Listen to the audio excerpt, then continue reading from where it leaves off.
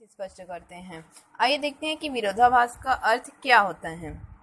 जैसे किसी रोजगार में सृजन मतलब काम करने की दृष्टि से योजनाओं को बनाया जाता है और उनका उद्देश्य ये रहता है कि आधुनिक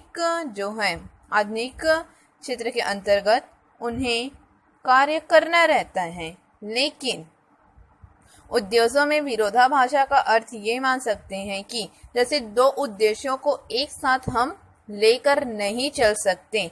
अगर वो विकसित होते हैं या विकास करते हैं तो स्वाभाविक है हम किसी भी प्रकार से दूसरे उद्देश्य को हम प्राप्त नहीं कर सकते। जैसे उदाहरण के तौर पर कारखाने लगाए जाते हैं तो उसके लिए जमीन या भूमि उपलब्ध करानी पड़ती है। कभी ऐसा भी होता है जिसमें कृषि कार्य किया जाता है या फिर उस क्षेत्र के अंतर्गत ऐसा भी जमीन लिया जाता है जो कृषि कार्य के अंतर्गत माना जाता है। लेकिन अगर कहीं विकास के क्षेत्र में योजनाओं को ध्यान में रखते हुए अगर कार्य करते हैं तो वह कृषि कार्य नहीं हो पाएगा, लेकिन कारखानों के माध्यम से उन्हें रोजगार भी मिल सकता है। तो विरोधाभासा का अर्थ ये होता है कि एक उद्देश्य की प्राप्ति के लिए हमें दूसरा उद्देश्य प्राप्त भी नहीं हो पाता कभी कभी। विकास के क्षेत्र में सबसे महत्वपूर्ण है उद्योग एवं कारखाने का स्थापना करना, क्योंकि अगर कारखाने या उद्योग उपलब्ध नहीं होंगे तो अन्य लोगों को रोजगार नहीं मिल पाएगा और उनकी आर्थिक स्थिति भी सुधर नहीं सकेगी। तो इसके लिए सबसे प्राथमिकता देनी चाहिए कारखाने और उद्योग की। इसके लिए क्या करना चाहिए, उद्योगों की स्थापना हो ताकि उसके आसपास जो लोग हैं उन्हें रोजगार भी मिल सके और अधिक से अधिक वस्तुओं का उत्पादन करें। और दूसरी ओर उद्योग की जो स्थापना खनिज व उत्खनन से होती है उसके लिए वह अधिक मात्रा में कार्य करें, जिससे लोग प्रभावित होकर यह रोजगार उपलब्ध कर सकें।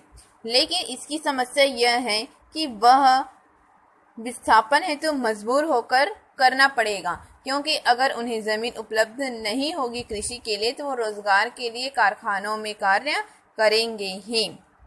पुनर्वास की सुविधाएं में भी समस्या हो सकती है।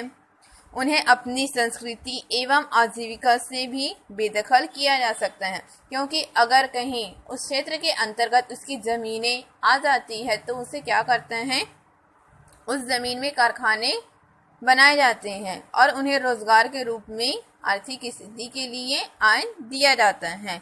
इस प्रकार समाज में विरोधाभासा एवं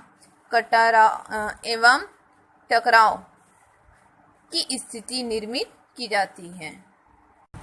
विकास की योजनाओं में विकसित हो रहे हैं, लेकिन उनमें अनेक प्रकार की समस्याएं भी उत्पन्न हो रही हैं।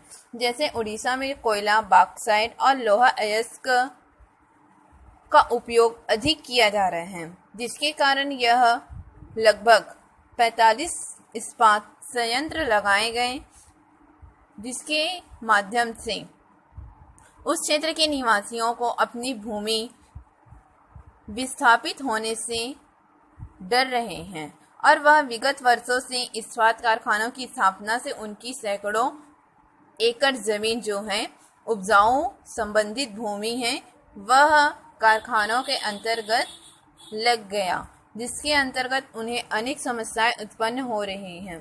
बड़े पैमाने पर जंगल भी उजड़ चुके हैं और जल के स्रोत सूख गए हैं, जिससे आने वाले समय में जल संकट उत्पन्न हो सकता है एवं पर्यावरण में प्रदूषण होने की संभावना दिखाई देती है।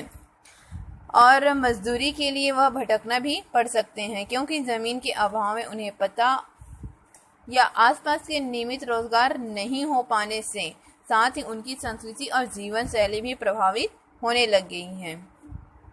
पर्यावरण की दृष्टि से भी अधिक संयंत्र और खदानों के कारण जंगल और नदियों का पर भी दुष्प्रभाव पड़ता है, जो उस क्षेत्र के आसपास रहने वाले लोगों के लिए हानिकारक एवं अनेक समस्याएं उत्पन्न हो रही हैं।